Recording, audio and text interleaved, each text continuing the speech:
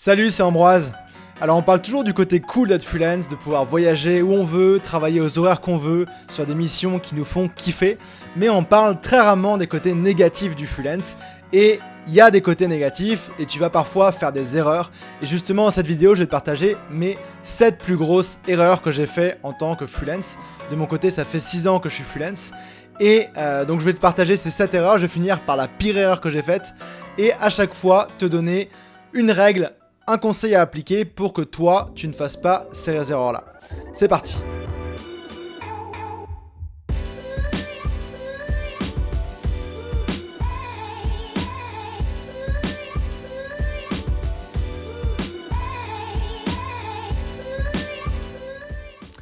Si tu me connais pas encore, moi c'est Ambroise, ça fait 6 ans que je suis freelance, dont 3 ans en tant que nomade digital, et je me suis donné pour mission de démocratiser ce style de vie à travers des vidéos, des contenus comme celui-ci. Donc si c'est pas déjà fait, je t'invite à t'abonner à ma chaîne YouTube pour tous les mercredis recevoir des nouveaux conseils pour devenir un meilleur freelance et pouvoir voyager et travailler. Donc tu peux chercher le bouton s'abonner, il est rouge et il est juste en dessous de cette vidéo. Alors j'ai réparti ces erreurs en différentes catégories. La première, c'est au niveau de la prospection et du ciblage de mes clients.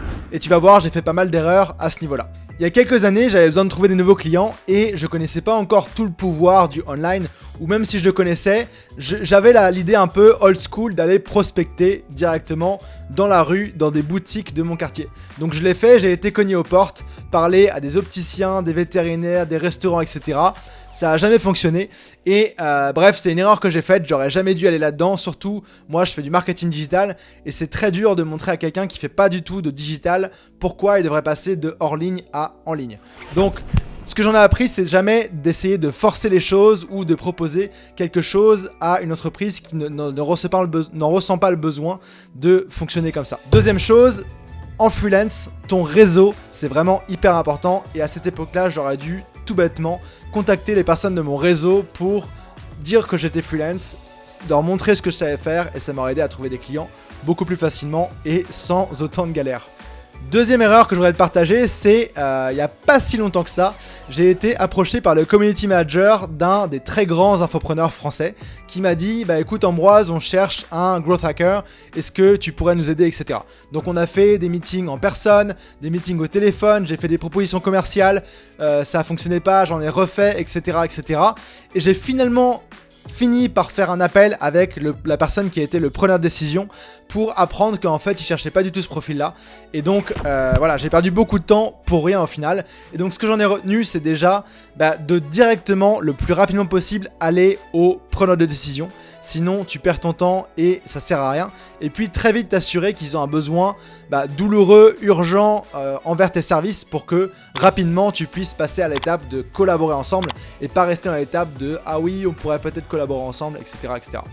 Troisième erreur que j'ai fait, c'était de travailler avec des compagnies qui n'avaient pas de financement ou pas une activité assez forte. Ce qui fait en fait que ces compagnies-là ne savaient pas précisément ce qu'elles avaient besoin de ma part comme service et n'avaient pas beaucoup d'argent. Donc elles étaient là à négocier sur les tarifs, sur les taux, etc. Et au final, j'ai eu 3 missions comme ça et ça s'est toujours terminé, des missions à environ 300 $ où on commence à travailler ensemble, c'est compliqué, etc. On fait une première itération et puis après, il n'y a pas de suite parce qu'elles n'ont pas le budget ou elles ne savent pas ce qu'elles veulent. Et donc pour ça, mes recommandations, c'est de ne jamais traiter avec des entreprises qui n'ont pas levé d'argent ou n'ont pas d'activité régulière. Donc première chose. Deuxième chose, ce serait aussi de ne pas travailler avec des compagnies qui vont te considérer comme un peu Jésus qui va résoudre tous leurs problèmes parce que c'est pas le cas. Désolé de te l'apprendre, tu n'es pas Jésus et ça va jamais fonctionner très loin. Et puis troisième chose, maintenant j'ai des montants minimum que j'ai pour qu'une entreprise puisse travailler avec moi. Donc je travaille pas avec une entreprise qui n'a pas au moins 1000 $, ça fait à peu près 650 € à investir en freelancing avec moi.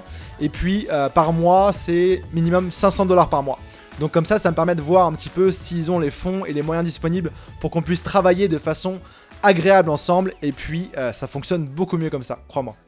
Alors maintenant, je vais te partager quelques erreurs que j'ai fait en cours de mission. Donc avant, on était dans la prospection, le type de client. Là, on est en cours de mission. Donc, première chose, c'est déjà par rapport à la relation avec le client. Dépendamment de ce que tu fais, il va parfois y avoir pas mal d'allers-retours à faire avec les clients. Surtout si tu es en design, en création de site web, en publicité, etc. Et ce que j'ai fait comme erreur, c'est notamment, ça m'arrive des fois de créer des sites web ou des pages. J'en ai besoin pour mon marketing. Donc créer des sites web ou des pages pour des clients, c'est pas ce que je fais d'habitude. Et le client m'a demandé une dizaine de fois, au moins une quinzaine de fois, de refaire, de changer des petits détails, etc. Maintenant, j'ai une règle très claire, c'est 3 itérations maximum pour ce genre de choses-là. Ok ? Donc 3 itérations maximum. Donc je fais quelque chose, retour, je refais, retour, je refais, retour, et c'est fini, basta. Deuxième chose aussi, rester concentré sur ton cœur de métier, ok ? Si je dois faire des pages d'atterrissage ou des sites web pour des clients, je délègue ça à d'autres freelance parce que c'est pas mon cœur de compétence, c'est pas moi qui vais le faire mieux et je vais peut-être y perdre du temps. Une autre chose aussi là-dedans, c'est de prendre des clients dont les dates d'échéance sont trop proches. Je m'explique. Dans ce que je fais en marketing digital, il y a souvent des lancements de produits, que ce soit des formations en ligne, des produits de e-commerce, des campagnes, etc. Et ça m'est arrivé plusieurs fois d'avoir plusieurs clients, 2 ou 3 clients qui ont un lancement exactement en même temps, la même semaine, voire le même jour. Et c'est tout juste un enfer. Parce qu'un lancement, tu sais jamais combien d'heures ça va te prendre, tu sais jamais les imprévus qu'il va y avoir, etc. Et quand tu te retrouves avec plusieurs lancements en même temps, c'est juste, tu passes une semaine, voire un mois horrible. Donc ça, conseil par rapport à ça, de bien espacer les dates limites de tes clients. Souvent, tu as un contrôle sur ces dates-là, tu peux les convaincre que c'est un meilleur moment de lancer un peu plus tard ou un peu avant, et donc tu peux t'arranger pour que de ton côté, ça puisse fonctionner. Tu vas être occupé pendant une période assez intense, mais au moins ce ne sera pas tout en même temps, ok ? Et puis c'est aussi bien se connaître en termes de rythme de travail et de type de mission. Plus ça va aller, plus tu vas pouvoir estimer combien une mission type va te prendre de temps. Une chose aussi assez terrible et assez fréquente, c'est les clients qui t'en demandent trop, ok ? Il y a des clients avec qui ça se passe bien, etc. Vous avez un bon feeling et tu sens que parfois ils en abusent un peu, ok ? Ils commencent à t'envoyer des messages sur WhatsApp à 11h du soir, ils s'attendent à avoir une réponse, ils t'écrivent sur Slack, par email, par Facebook, etc. Et ça, c'est tout juste l'enfer et ta limite vie perso et vie pro n'existe tout simplement plus. Donc pour ça, plusieurs conseils. Déjà, clairement dans ton contrat, et ça vaut aussi pour certains des points que j'ai mis avant, de préciser comment va se passer la relation. Dans mon cas, je précise que c'est une relation asynchrone, ok ? Peut-être qu'on a un meeting, un appel hebdomadaire, mais sinon c'est une relation asynchrone qui se passe par email ou par outil de gestion de projet, ok ? Et je dis aussi que les communications par WhatsApp ou audio, c'est uniquement en cas d'extrême urgence. Comme ça, déjà, ça c'est clair. Ensuite, de mon côté, je m'organise en demi-journée pour les clients. Donc il y a des clients pour lesquels je vais travailler le lundi matin par exemple, un autre client le jeudi après-midi, etc. Peu importe la proportion que ça a, mais d'indiquer à ces clients, ok, pour vous, je vais travailler le mercredi matin, donc vous le savez. Bien sûr, je vais répondre aux questions que vous m'enverrez au cours de la semaine, mais pas forcément dans la minute, dans l'heure. Ok, comme ça, tout est clair, tout est précis, et tu précises même les canaux de communication si tu peux. Ok, et là on arrive dans la troisième partie, la partie qui fait la plus mal au niveau de mes erreurs freelance, où j'ai perdu le plus de temps et d'argent. C'est en fait à la fin d'une mission ou après. En fait, ce qui s'est passé, c'est que pendant quelques années, j'ai eu une mission avec une agence de marketing pour laquelle je faisais du growth hacking. J'aidais à grossir en fait le nombre de followers sur des réseaux sociaux, principalement Twitter. Et donc c'était une agence qui avait elle-même plusieurs clients, et moi je travaillais pour ces différents clients. Et donc moi j'avais un tarif assez correct, je pense que c'était 1500$, 2000$ par mois. Et en fait, le nombre de comptes que je gérais par mois variait, etc. Et ce que j'ai fait, c'est que j'envoyais mes factures à la fin de tous les mois, ils me payaient, etc. Mais j'avais pas été assez précis dans mon check comptable et j'avais pas vérifié que les factures balançaient bien entre elles. Vu qu'il y avait plein de sous-clients, c'était compliqué. Et ce qui s'est passé, c'est qu'en fait, un de ces sous-clients de l'agence n'a pas payé l'agence. Et donc l'agence m'avait pas payé pour ça. Et je m'en suis rendu compte des mois et des mois plus tard qu'en fait l'agence me devait 4000$, ok ? Et le contrat arrivait à sa fin, la compagnie en plus, elle a été dissoute, elle s'est mise en faillite, et donc ça fait quelques années maintenant que je suis en procès avec cette agence-là pour récupérer les 4500$ qu'ils me doivent, ok ? Donc pour ça, très clairement, sois hyper carré sur ta compta. En business, tout ce qui touche à l'argent, c'est le plus important, c'est ce qui est de cœur. Il faut que ça tourne, sinon ça se passe pas bien. Donc bien gérer ta compta et puis à suivre au fur et à mesure. Et voilà, j'ai pas de meilleur conseil à te donner, de bien suivre ta compta et de bien communiquer avec tes clients par rapport à ça. Et puis aussi, peut-être un autre conseil, c'est de mettre en place des frais de retard de paiement. Par exemple, moi, les factures sont payables sous 30 jours, c'est standard au Canada. Et au-delà de ça, j'impose une pénalité de 25% par semaine sur les impayés. Comme ça leur donne un incitatif à te payer assez rapidement, même s'ils ont raté la date de paiement initiale. Après, tu n'es pas obligé de l'appliquer ou de leur demander de l'argent de pénalité si c'est payé dans un délai raisonnable. Mais tu vois, dans mon cas, quand je suis en procès avec eux, si j'avais fait ça toutes les semaines, le montant qui me devrait augmenterait de 25%, tu vois. Et ça aurait fait une belle différence. Donc voilà, dans cette vidéo, je t'ai partagé mes 7 pires erreurs que j'ai fait en freelance, en 6 ans de freelance.